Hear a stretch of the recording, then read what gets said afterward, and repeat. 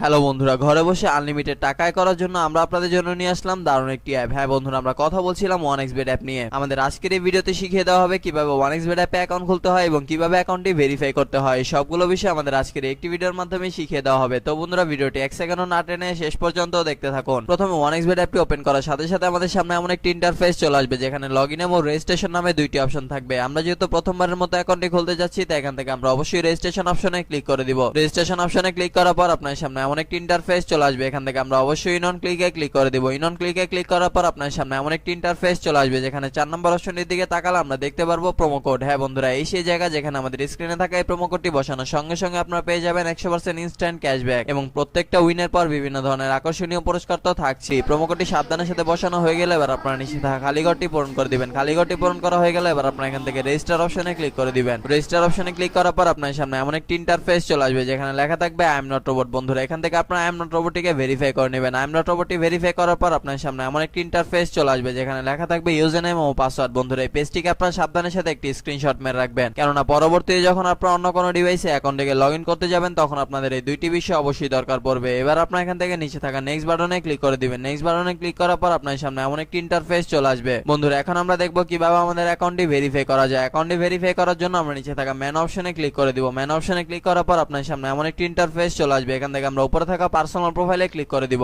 Personal প্রোফাইলে click করার পর আপনার সামনে এমন একটি ইন্টারফেস চলে আসবে। এখান থেকে আমরা একটু নিচের দিকে তাকালে দেখতে পারবো ইউজার নেম। বন্ধুরা, ইউজার নেমের ঠিক ডান দিকে থাকা অ্যাড অপশনে ক্লিক করে আমরা আমাদের ইউজার নেমটিকে বসিয়ে নিব। এবার ইউজার নেমটি বসানো হয়ে গেলে ঠিক একইভাবে আমরা আমাদের ইমেলটিকে এখানে বসিয়ে নিব। এবার ইমেলটি বসানো হয়ে গেলে ঠিক একইভাবে আমরা আমাদের ফোন নাম্বারটিকে বসিয়ে অ্যাকাউন্টটি ভেরিফাই করে নিব। ফোন নাম্বারটি বসিয়ে অ্যাকাউন্টটি ভেরিফাই করা হয়ে গেলে এখন আমরা দেখব কিভাবে ভোটার আইডি কার্ডের মাধ্যমে আমাদের অ্যাকাউন্টটিকে ভেরিফাই করা যায়। এই জন্য আমরা উপরে থাকা ইন্টার ডিটেইলসে ক্লিক করে দিব। ইন্টার ডিটেইলসে ক্লিক করার পর আপনার সামনে এমন একটি ইন্টারফেস চলে আসবে যেখানে লেখা থাকবে surname, first name, middle name, date of birth, place of birth, reason. বন্ধুরা, রিজন আপনারা এখান থেকে অবশ্যই বাংলাদেশ সিলেক্ট করে দিবেন। সিটি আপনি যে সিটিতে থাকেন সেই সিটিটা আপনারা এখানে অবশ্যই বসিয়ে দিবেন। রেসিডেন্ট অ্যাড্রেস হচ্ছে আপনার বর্তমান ঠিকানা, যা আপনি এখানে সাবধানের সাথে বসিয়ে দিবেন। ডকুমেন্ট টাইপ হচ্ছে ন্যাশনাল আইডি কার্ড। সিরিজ, বন্ধুরা সিরিজ আপনারা এখান থেকে অবশ্যই 1 দিয়ে দিবেন। ডকুমেন্ট নাম্বার হচ্ছে আপনার ভোটার আইডি কার্ডের নাম্বারটি, যা আপনি এখানে সাবধানের সাথে বসিয়ে দিবেন। ডেট অফ ইস্যু হচ্ছে আপনার ভোটার আইডি কার্ড প্রদানের একটি তারিখ, যা আপনারা আপনাদের ভোটার আইডি কার্ডের পেছনে পেয়ে যাবেন। Issued by Bangladesh government. বন্ধুরা, সবকিছু ঠিকঠাক থাকলে আপনারা নিচে থাকা সেভ অপশনে ক্লিক করে দিবেন। সেভ অপশনে ক্লিক করার পর আপনারা দেখতে পারবেন আপনাদের অ্যাকাউন্টটি ভেরিফাই করা সম্পন্ন হয়ে গিয়েছে। বন্ধুরা, এখন আমরা দেখব কিভাবে আমাদের অ্যাকাউন্টে টাকা ডিপোজিট করা যায়। অ্যাকাউন্টে টাকা ডিপোজিট করার জন্য আমরা উপরে থাকা ডিপোজিট অপশনটিতে ক্লিক করে দেব। ডিপোজিট অপশনে ক্লিক করার পর আপনার সামনে এমন একটি ইন্টারফেস চলে আসবে যেখানে লেখা থাকবে কোন কোন মাধ্যমে আমরা তাদের সাথে টাকা লেনদেন করতে পারবো। আমরা যেহেতু আজকে বিকাশের মাধ্যমে তাদের সাথে টাকা লেনদেন করতে যাচ্ছি, তাই এখান থেকে আমরা অবশ্যই বিকাশটিকে সিলেক্ট করে দিচ্ছি। বিকাশটি সিলেক্ট করার পর আমাদের সামনে এমন একটি ইন্টারফেস চলে আসবে। বন্ধুরা, এর আগে বলে নেই যে 1xBet অ্যাপে একদিনে সর্বনিম্ন 300 টাকা থেকে শুরু করে আপনার ইচ্ছা অনুযায়ী আনলিমিটেড টাকা আপনারা এখানে ডিপোজিট করতে পারবেন। আমরা যেহেতু আজকে 2000 টাকা ডিপোজিট করতে চলেছি, তাই এখান থেকে আমরা অবশ্যই 2000 টাকা সিলেক্ট করে দিচ্ছি। এবার এখানে আমরা আমাদের বিকাশ ওয়ালেট নাম্বারটিকে বসিয়ে দিচ্ছি। বিকাশ ওয়ালেট নাম্বারটি বসানো হয়ে গেলে আমাদের অ্যাকাউন্টে একটি 10 ডিজিটের ট্রানজাকশন আইডি যাবে। সেই আইডিটিকে আমরা এখানে সাবধানের সাথে বসিয়ে দিব। বসানো হয়ে গেলে সবকিছু ঠিকঠাক থাকলে আমরা নিচে থাকা কনফার্ম বাটনে ক্লিক করে দিব। কনফার্ম বাটনে ক্লিক করার সঙ্গে সঙ্গে আমরা দেখতে পারবো আমাদের অ্যাকাউন্টে টাকা ডিপোজিট হয়ে গেছে।